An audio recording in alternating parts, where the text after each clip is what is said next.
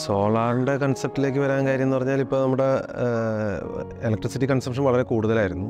ഞാൻ കൊച്ചി മെട്രോയിലാണ് വർക്ക് ചെയ്യുന്നത്. ഞങ്ങളുടെ എഫിഷ്യൻസിയുടെ 50% സോളാർ വഴിയാണ് ചെയ്യുന്നത്. അത് ഞാൻ നോക്കിയപ്പോൾ എന്തായാലും ഒരു സസ്റ്റൈനബിൾ എഫേർട്ട് നമ്മുടെ തന്നെ ഉണ്ടായിക്കോട്ടെ എന്ന് കരുതിയിട്ടാണ് ഞാൻ ഇതിലേക്ക് പോയത്. അതിൻ്റെ ഭാഗമായിട്ട് ഞാൻ കമ്പനിയിലെ ഞങ്ങളുടെ എഞ്ചിനീയേഴ്സായിട്ട് സംസാരിച്ചു.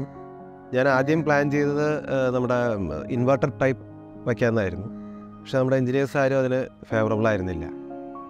പിന്നീട് ഞാൻ എന്നാൽ അവർ പറയുന്നത് മറ്റേ നോർമൽ ടൈപ്പാണ് പറഞ്ഞത്.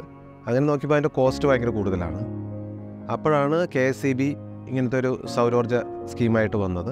അപ്പോൾ നേരെ അവരിലേക്ക് അപേക്ഷിച്ച് കഴിഞ്ഞപ്പോൾ അവരുടെ ലിസ്റ്റിൽ തന്നെ ഒത്തിരി ഫേംസിൻ്റെ പേരുണ്ടായിരുന്നു. അതായത് ആലുവയ്ക്ക് അടുത്തുള്ള ആലുവ, കളമശ്ശേരി, പെരുമ്പാവൂർ, അങ്കമാലി അങ്ങനെയുള്ള ഇൻസ്റ്റിറ്റ്യൂഷൻസാണ് ഞാൻ നോക്കിയത്. മൂപ്പൻസ് ശ്രദ്ധയിൽപ്പെട്ടു. നോക്കിയപ്പോൾ ലിസി അങ്ങനെയുള്ള ഹോസ്പിറ്റലൊക്കെ ബൾക്കായിട്ട് ചെയ്തിട്ടുണ്ട്. അപ്പോൾ ഞാൻ ലിസിയിലൊരു ഇൻഡയറക്റ്റായിട്ടൊരു ഫീഡ്ബാക്ക് കൊടുത്തു. നല്ലൊരു റെസ്പോൺസായിരുന്നു. അപ്പോൾ ഞാൻ വിചാരിച്ചു എന്നാൽ ഇതിൽ തന്നെ പോകാൻ വേണ്ടി അങ്ങനെയാണ് സമീപിച്ചത്.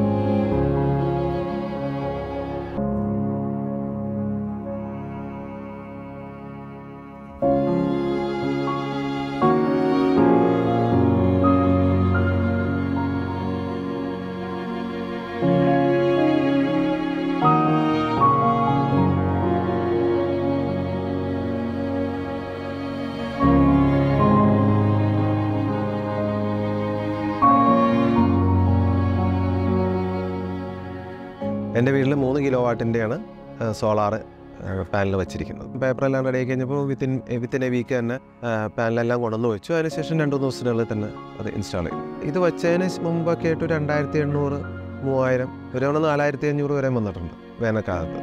ഇപ്പോൾ തീർച്ചയായിട്ടും 200 രൂപ ആ റേഞ്ചിലാണ്. 250, ചിലപ്പോൾ AC ഒക്കെ ഉപയോഗിച്ച് കഴിഞ്ഞാൽ ഒരു 250, 250 ഒക്കെ വരാറുണ്ട്. അല്ലാതെ അത് കൂടിയിട്ടില്ല ഇതുവരെ. ആവറേജ് 200 ആണ് അവർ. ഇവിടെ 2 AC ഉണ്ട്, ഫ്രിഡ്ജ്, 2 TV ഉണ്ട്. ഇൻഡക്ഷനിലാണ് ബഹുഭൂരിപക്ഷവും ഇതും കുക്ക് ചെയ്യുന്നത്. അരി മുതൽ വെള്ളം എല്ലാം.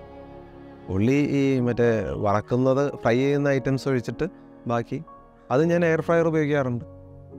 ഇതെല്ലാം ഉപയോഗിച്ചതിന് ശേഷമാണ് ഒരു 10-12 തവണയെങ്കിലും ഇൻഡക്ഷൻ കുക്കർ ഒരു ദിവസം യൂസ് ചെയ്യുന്നുണ്ട്. അതിന് ശേഷമാണ് ഞാൻ ഈ പറഞ്ഞ നേരത്തെ റേറ്റ് വരുന്നത്. അത്രയും വരുന്നുള്ളൂ കറണ്ട് കാശ്. ഇലക്ട്രിക് സ്കൂട്ടറും കൂടി ഒന്ന് എടുക്കാനുള്ളൊരു പദ്ധതിയിലാണ്. നമ്മൾ ഇന്നത്തെ കാലത്ത് ഹൈഡ്രോ ഇലക്ട്രിക് പവർ സ്റ്റേഷന് ഡിപ്പെൻഡ് ചെയ്യുക എന്ന് പറഞ്ഞു കഴിഞ്ഞാൽ പോസിബിൾ അല്ല. പിന്നെ ഇന്ത്യയിലെന്ന് പറഞ്ഞു കഴിഞ്ഞാൽ പിന്നെ കോൾ ബേസ്ഡ് ആണ്, അതും ഫോസിൽ ഫ്യൂവലാണ്. അതൊന്നും ലോങ് ലാസ്റ്റിംഗ് അല്ല. ഇത് കേരളത്തെ പോലെ ഒരു സംസ്ഥാനത്ത് എന്ന് പറഞ്ഞാൽ ഇഷ്ടംമാതിരി സൂര്യപ്രകാശം കിട്ടുന്ന ഒരു സ്ഥലമാണ്. തീർച്ചയായിട്ടും ഇങ്ങനെയുള്ളൊരു ഇതിലേക്ക് കൂടുതൽ ആളുകൾ വന്നെന്നാണ് ഞാൻ പറയുക. ആദ്യം ഒരു ഇനീഷ്യൽ കോസ്റ്റ് ഉണ്ടാവും. അത് പക്ഷേ ഇതിൻ്റെ ഒരു ലൈഫ് അറൗണ്ട് 25 years എന്നാണ് ഞാൻ മനസ്സിലാക്കിയത്.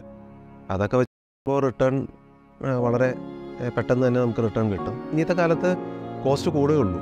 ഇപ്പോഴത്തെ റേറ്റിലൊന്നും ഇനി ഭാവിയിൽ ഒരു ഗവൺമെൻറ്റിനും ഇലക്ട്രിസിറ്റി തരാൻ പറ്റില്ല. അപ്പോൾ അതൊക്കെ വെച്ച് നോക്കുമ്പോൾ നമുക്കിത് ലാഭമാണ്. എല്ലാവരും കഴിയുന്നതും എല്ലാവരും ഇതിൽ തന്നെ പോകണമെന്നാണ് ഞാൻ പറയുക.